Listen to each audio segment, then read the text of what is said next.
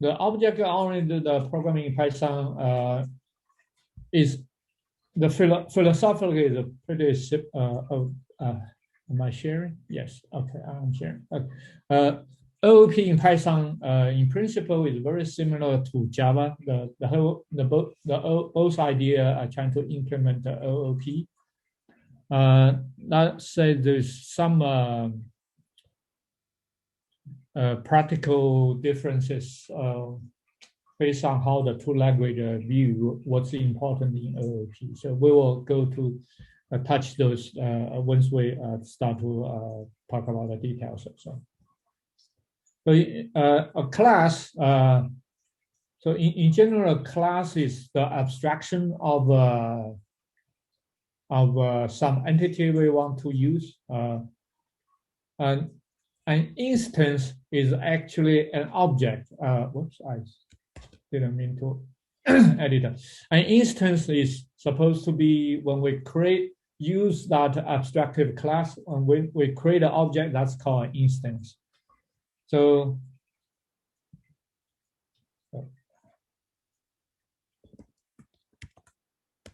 sorry, my typo. So, to actually design a class, technically it's actually kind of straightforward, but the main idea is actually how to design class properly to actually solving a problem. It's really to design a good OOP in a class is not that easy. And remember, in Python, most of the variable are object. And if you recall, Python 2.x, 3.x are not even compatible, which means Python thinks its 2.x implementation is so bad that it decides to completely throw it away and not even compatible anymore. So the good OOP design is not that easy. In a way, Python itself, in a way, Python itself is also an agile processor. And it started with a simple language, has 2.x. Hopefully, it's much better than 1.x. I never use 1.x actually. So, and then then Python thinks 2.x, Python is so bad, it doesn't even want to use it anymore. It's now 3.x. In fact, it's a 3.9, 3.10. It will be interesting when Python 4.x come out, will it still be compatible with 3.x or not? If not, it will be a hassle. I would imagine a lot of business need to be rewriting their code again. Yeah. Anyhow, the idea of the OOP supposed to save us a lot of hassle to rewrite old code, but apparently not always. I mean, it saves us some time. At least for the Python 2.x, it saved us, I don't know how many years, maybe 5 to 7 years. And then Python decided the 2.x is so bad, it doesn't even want to support it anymore, right? So, but still OOP is a popular programming language. In fact, both Java and Python believe in the philosophy that everything is an object, and actually many other languages too, like R, and it's also everything is object. So, okay, so the main advantage supposedly for the OOP is it put all the code into a package. Oh, sorry, I had type into a package. And it's basically the so-called divide and conquer philosophy. And supposedly it will also going to improve the reusability of code, make a software engineer's job much more efficient. And the idea is the software engineering, just like a manufacturing, right? Like if you look at the cars, they don't build the car from scratch. In fact, every car is built by parts, and all the parts are often manufactured not by many other companies, right? You have an entire supply chain, and as long as a supplier can meet the specification of certain parts, those parts can be used. Right? So the advantage of OOP is trying to borrow those manufacturing ideas and they want to make sure the code, as long as they meet some specification, they can be reused. Right? So that's the idea of OOP. In Python, the way we implement a class is class, that's the keyword, with the name of the class, and then the parents. And in most cases, the object is the ultimate parents of all Python classes. And then you have the definition goes as always, you indent that to be the syntax of a Python class. So, well, there's one, here are some differences now. Once we start to implement in the Python, there are quite a few differences between Python and Java. In Python, you have this underscore, those are actually double underscore init underscore. And that's actually is the class constructor for comparison to Java. In Java, you have the name constructor itself, right? But in Python, it actually is officially it's a method, a function, def underscore init, but that's a very special method just for the class. And what's also different from the Java, it also has this self keyword here. It's self, and then followed by the other parameter for the instance, to create a class instance. So that self is a keyword to refer to the instance itself. So you have the input parameter x and y. We assign it back to the self.x equal x. So that becomes that convert the input parameter into the instance variable. So those are the instance variable. So and guess what's the name of the class? It's this, right? Coordinate. That's the the example is here. So here we have a class, coordinate, object, and then we have the constructor.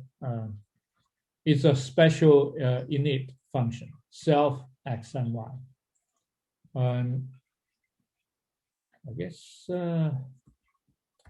I guess in most editor, when you have two underscore, they look almost like they are very long underscore. That's actually two underscores, and you can compare with a one underscore here. It's just much longer. So,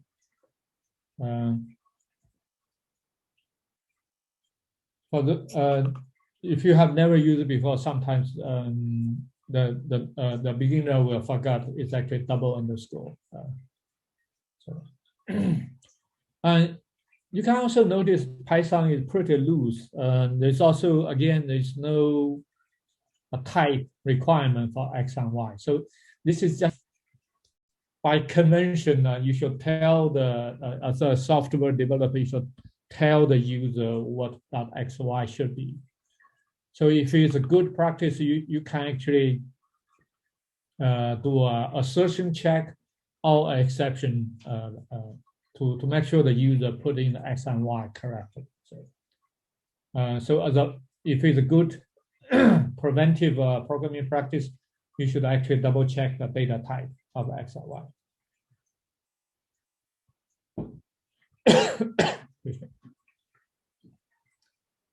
Okay, so that's the constructor. But how do we define the method? The method looks similar to the constructor, except now we do not use that double underscore anymore. So we again define a method. In this case, we have the method name called distance. And then we have the what? Again, see the self as a keyword. And then with another parameter. In this case, this example is the coordinate example. Basically, in the XY space, the way we define a coordinate, a point, is put the value of the horizontal x and then the value for the vertical, which is often called y. And that's one coordinate.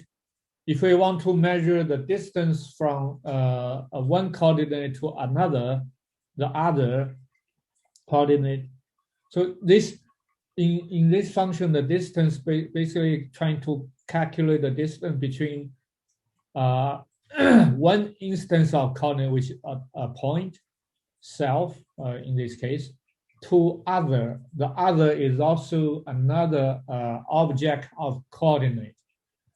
Again, you see the Python didn't actually specify the type. So, and somehow as the software developer, you need to tell the user the other should be an instance of coordinate.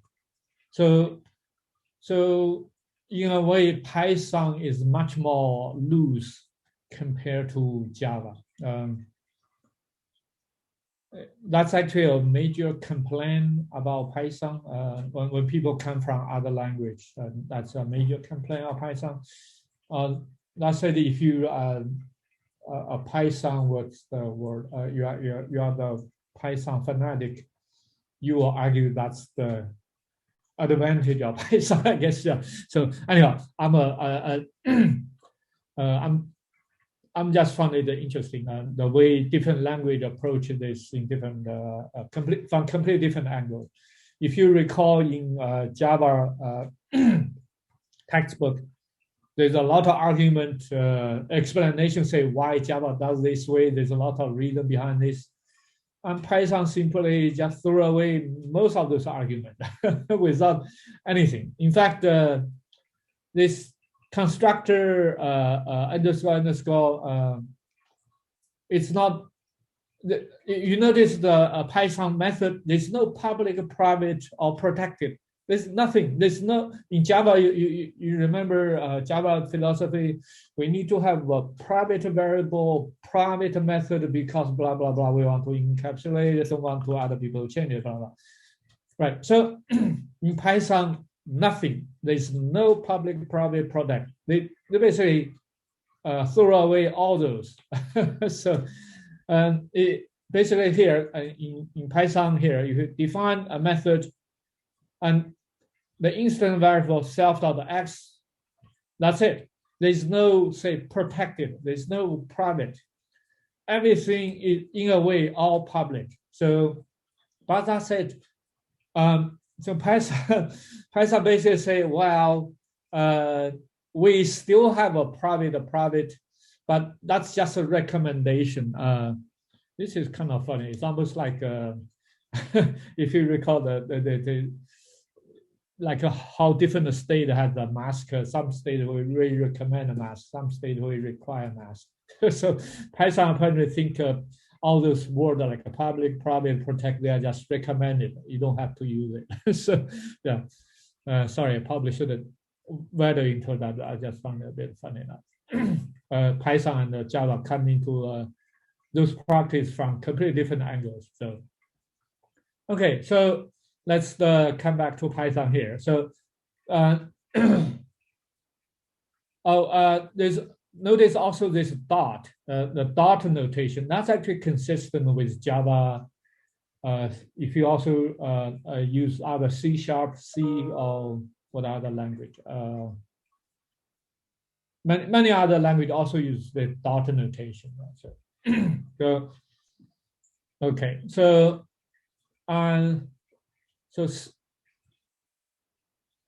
this this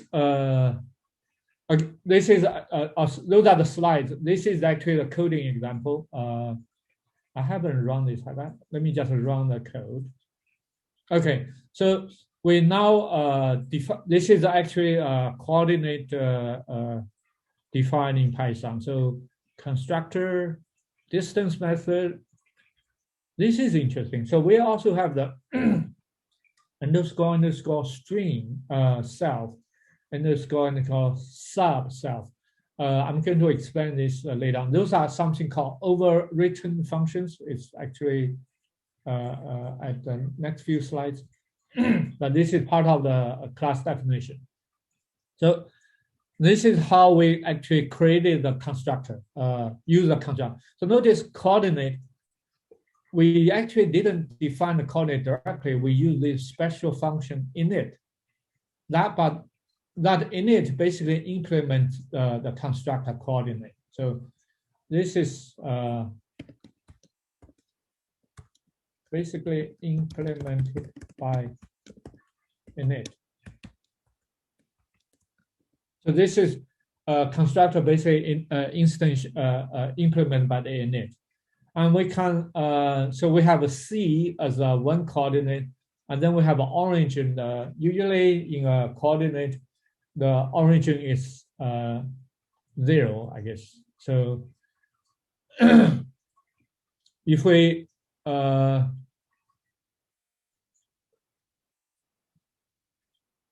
check the type of C, and that's actually not the type. This is the print function, by the way. Let's check the type of C.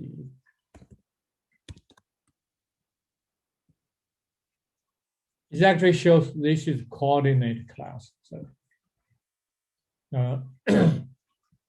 and also notice we didn't provide the parameter for self.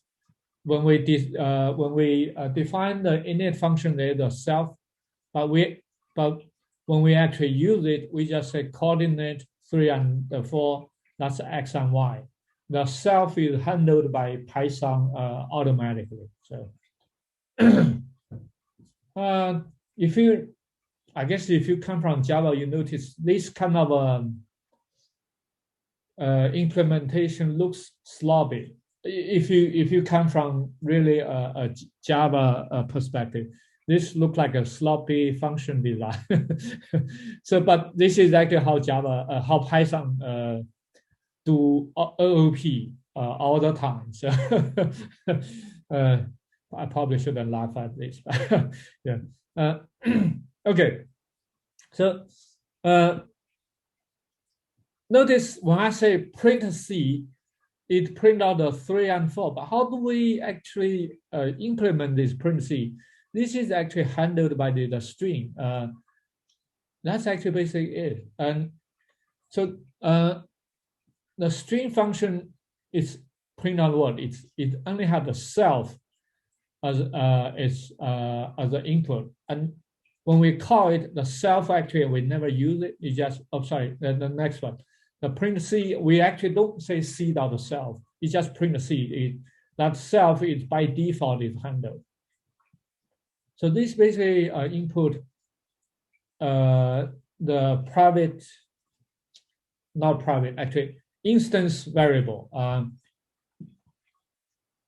They are actually not private. They can be accessed directly.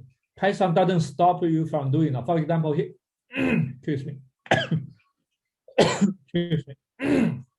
So Python actually can say c.x equal 5, and then if you call the C object, wow, you see we actually can change.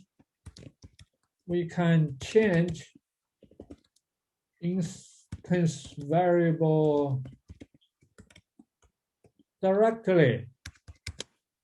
Python doesn't stop you from changing the instance variable like Java did. Java say private instance variable it is, which means if you call c.x, it probably, I believe we won't even pass the compiling step.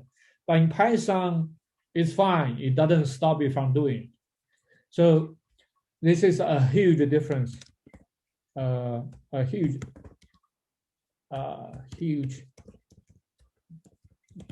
difference from Java. So it's the Python basically say we recommend you don't do this, but it didn't actually forbidden you from doing it. So there you have Python and Java. So there. So and this is the again the dot method.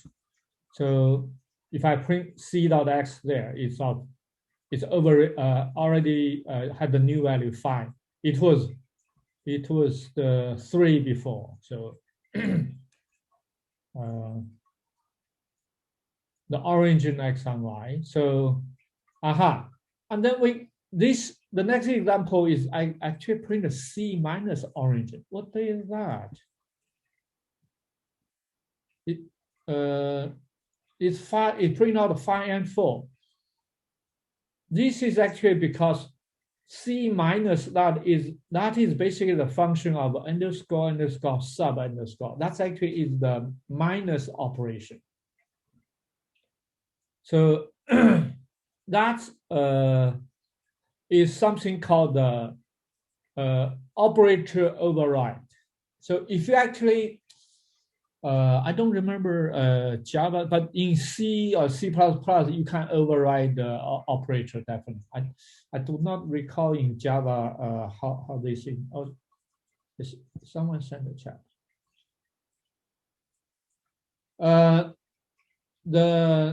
Someone actually asked whether there's a .ipy file. There is a PDF version of the code. And so you need to type in yourself to run. So this is, I guess the idea is the slides is in the slides. The code is provided in PDF. Basically, if you want to run this, you need to type in the code and run it yourself.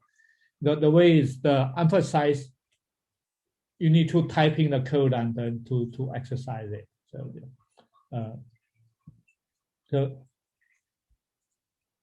But I guess I combined the IPython slide together, just easier for me to use it during the lecture. So, anyone remember how? Can someone remind me how Java implemented the operator overload? I do not remember. I guess I could Google now to see, but. I haven't taught Java in a while, so I don't remember exactly how Java. Override functions. You can override functions in Java. Like if you're making a class, you would maybe override the toString method to allow you to print exactly what you want. I see. How about the addition, subtraction, logical? Can Java also override the operator, like addition? Plus? Maybe I'm not aware of it, but it might be able to. I don't remember Java. There is a toString method. Yeah, Java certainly has a toString method, but I don't recall how Java handled the addition or the subtraction operator. Yeah, so anyhow, you can actually review all after class on your own. So yeah.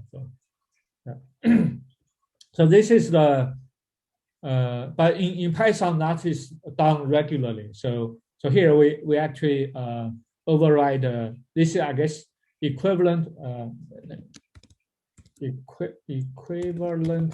to Java toString.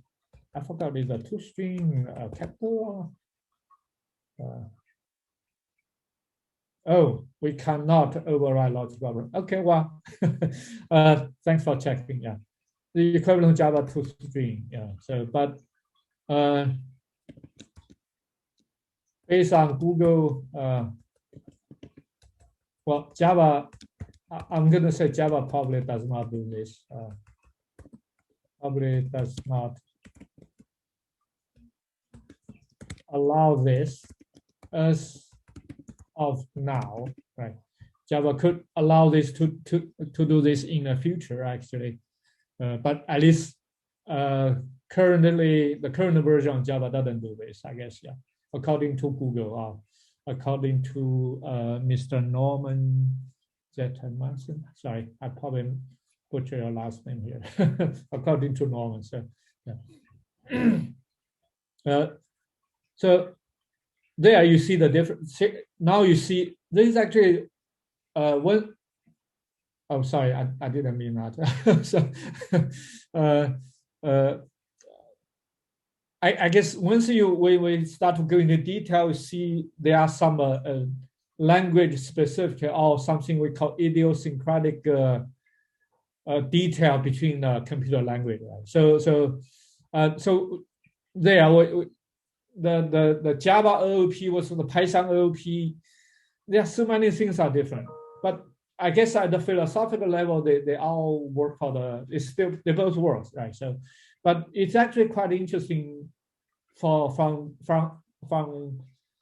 us to see there's something Java says almost like a golden rule shall never break, but in Python they just completely don't even have that rules. So I thought that's kind of funny in a way. So okay, so let's review some other things. Well, now we have an object. We actually can use that object, a class, just as any other Python object. We actually can put in a list.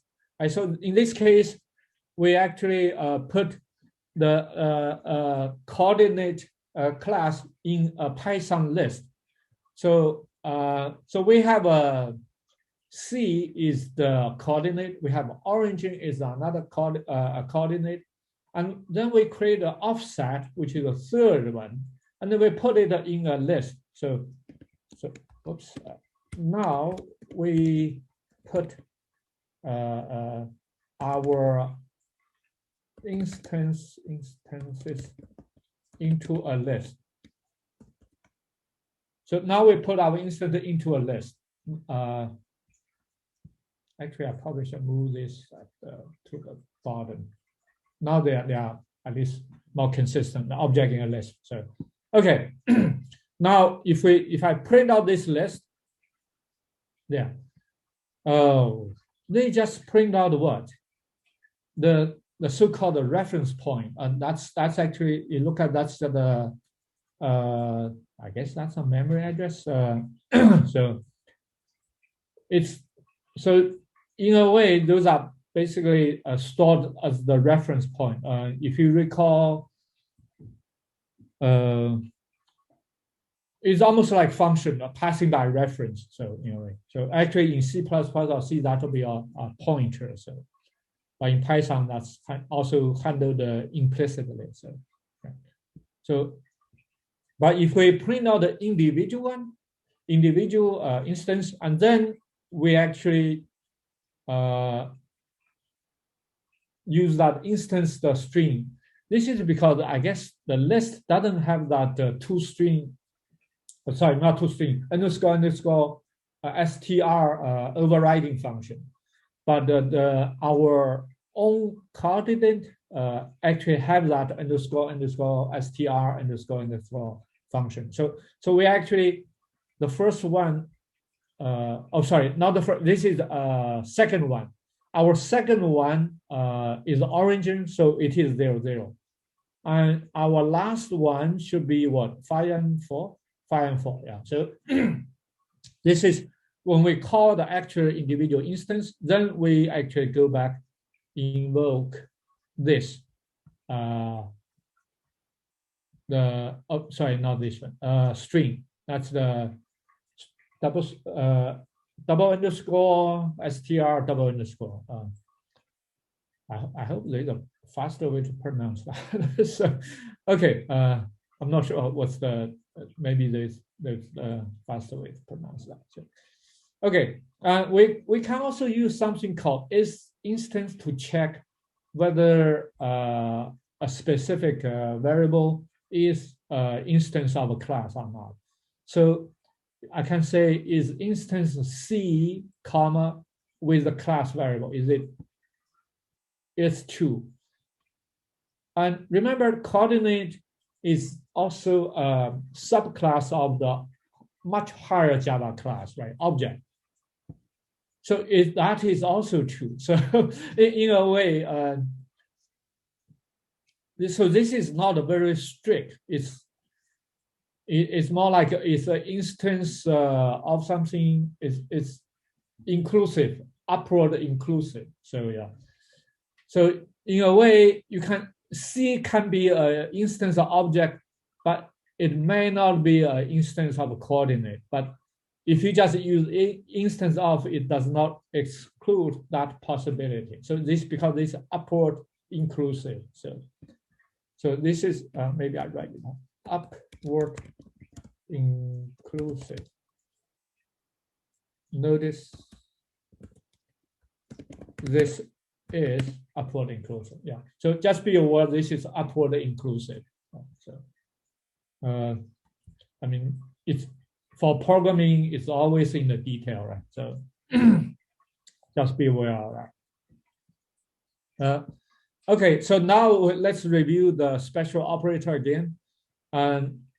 Plus, minus, double equal, that's a logical equal, less than, greater than, that's actually absolute, the less than, absolute, the greater than. So length, you can all overwriting this. So, but that also has some, I guess, convention in Python.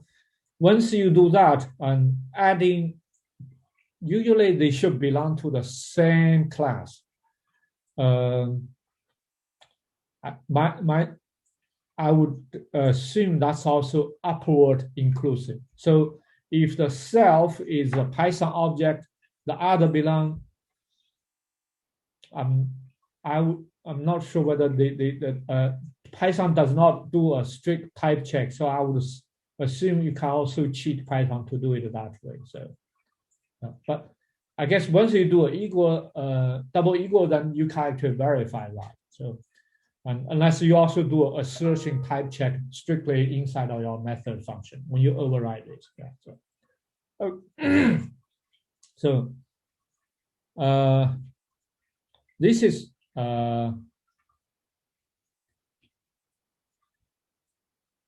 okay. This is how much time do I? This is a let me open up. This is a weird exercise for in-class exercise. So I have a weird class. I define that, and and then actually 7, 8. Between the x. Oops.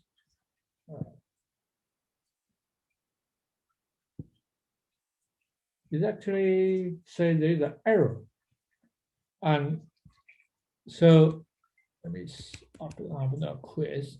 And the question is why there is an error. How do we correct that? So.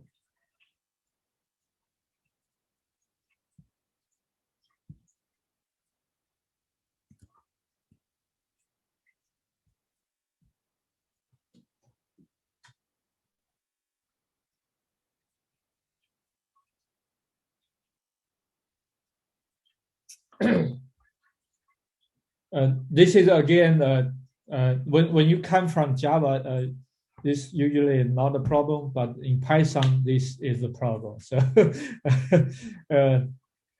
yeah.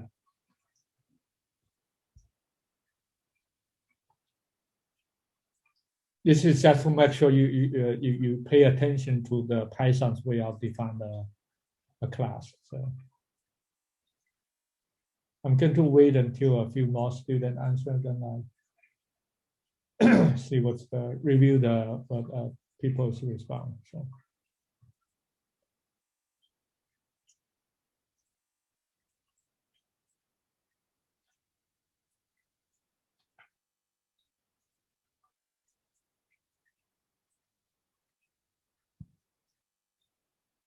Only 3. I guess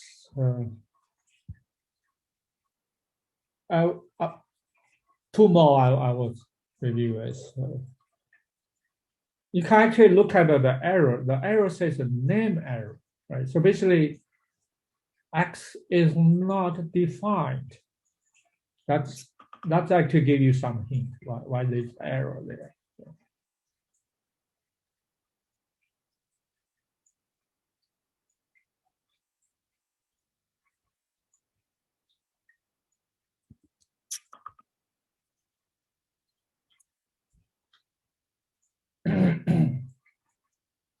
Oh, 8. Okay, let's see.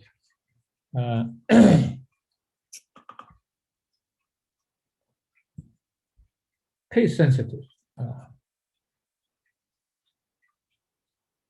It's actually not just case sensitive, it's also missing self. So return, remember the Python's way of instance variable is self.x. So if I put that, oops, self.y. So yeah, remember that part. Yeah. So, but I'm going to remove that. So I don't give away the answer next year. So yeah. Okay, it's just a way to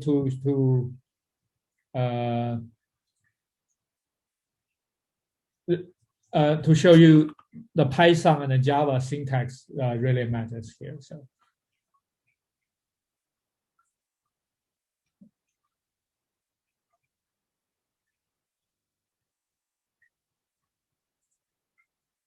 And the next example, let's see, self-like y.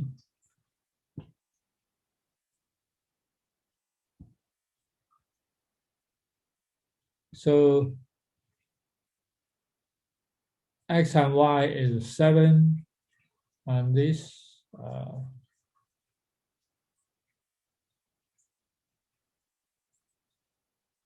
that's correct. Now, yeah, again, we are actually directly correcting the instance variable. So we now put W2 is 0. So it's actually now become 0. We actually put W3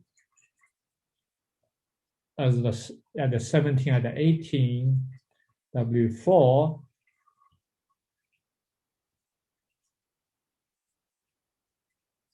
is 7 and 18. And then we add those get X, W4, W3, I don't even remember those values. I hope those are correct. W4 is 7, W3 is 17, W2 is, actually that is correct. So that's W3Y. W3Y should be 18. W4Y should be 18. 36. 36 plus Y. Y is what? 8. 44. Hopefully that's correct. Yeah. So I'm not going to double check. So I think that's about the time I have from. So this is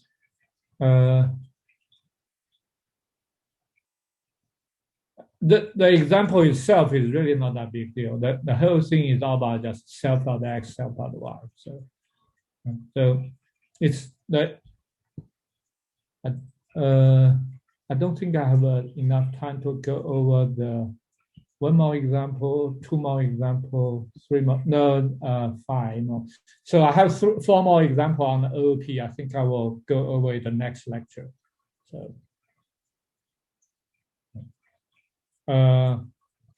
So let's just review before we end. So in Python, and for those who are new to Python or just come, many of you have just finished Java.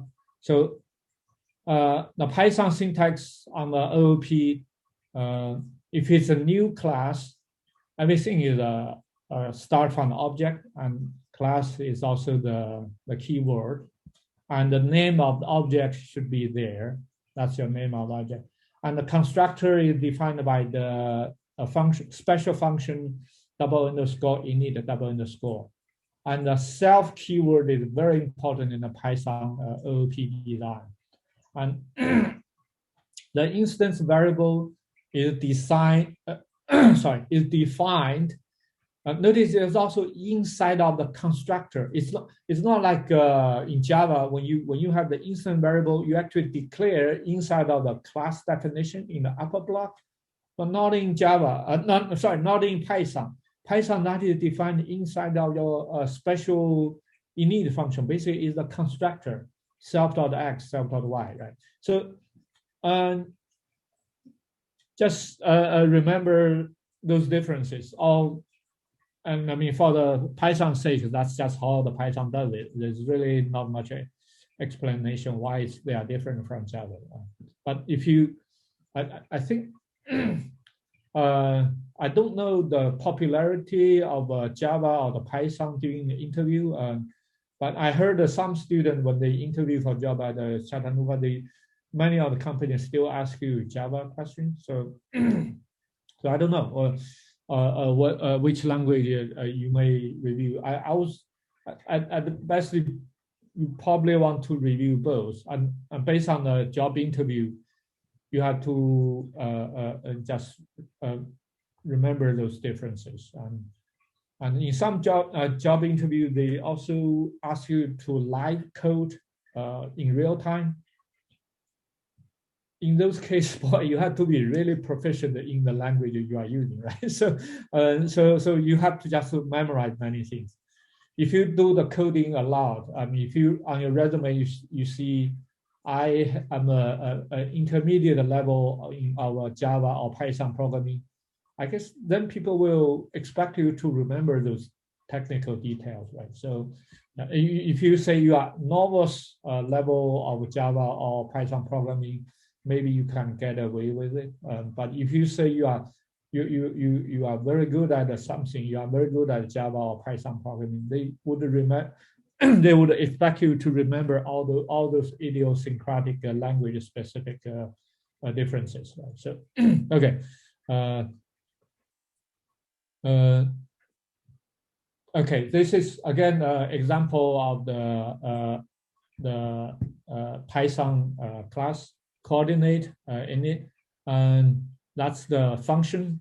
In Python, there's no a special keyword of private, protected, or private, protect, public. Actually, everything in Python is public. And the difference is once it's by convention, once it had the underscore, it often is private. For example, if I look at some Python, then if I look at some unknown Python, let's see, I'm going to say a list equal 1, 2, 3, and then let's just look at the list definition. Right, see here, you see a lot of underscore functions. Those are supposedly to be a private function of L, or actually those are also look like they are overwriting some function. Actually, I guess that's not equal. That may be multiplication size of some of those. I don't even know. I have no idea those. And those without those underscore, those supposed to be a so-called public function you can use, but otherwise. Those underscore are supposedly to be a private function, but that says you can actually still call them directly, right? So I'll just remove those. So, okay, so and that's the convention to create a Python instance. And remember that self keyword is not used as the input parameter. It's handled automatically in Python. And Python also uses dot to call the method. Object, just like any other object variable in Python, can be put into other containers like a list, or it could be dictionary, it could be set, it could be tuple, or your own self-defined container. So its instance is a way we can use to check whether the instance is part of a class or not. The special operator in Python, like plus minus, logical, length, print, can be override. In fact, actually, you can look at the Python 3 to see many of the operator you can override. So, I think that's it. So that's actually quite a lot for one lecture, I guess. Yeah. So.